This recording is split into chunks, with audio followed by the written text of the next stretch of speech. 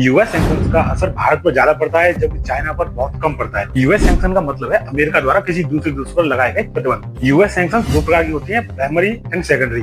Primary sanction वो sanction होती है जो अमेरिका की खुद की कंपनियों और खुद के लोगों पर लागू होती है, जबकि सेकेंडरी सैंक्शन बाहरी कंपनियों और बाहरी देशों पर लागू होती है, जैसे कि भारत, चाइना। सेकेंडरी सैंक्शन को ही मोस्ट पावरफुल सैंक्शन माना जाता है। अब बात आती है कि इन सैंक्शन का असर जो है भारत पर ज्यादा होता है जबकि चाइना पर बहुत कम होता है। क्या कारण है इसका?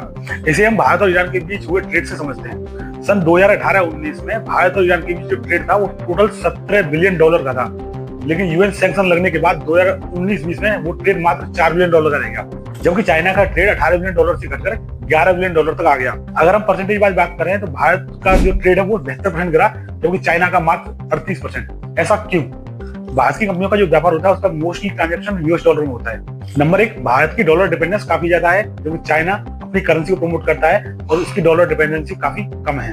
दूसरा, भारत का जो व्यापार होता है वो काफी क्लीन होता है, जबकि चाइना का व्यापार काफी ट्रांसपेरेंट नहीं होता है। भारत काफी लो रिस्क लेकर काम करता है, जबकि चाइना काफी हाई रिस्क पे काम करता है।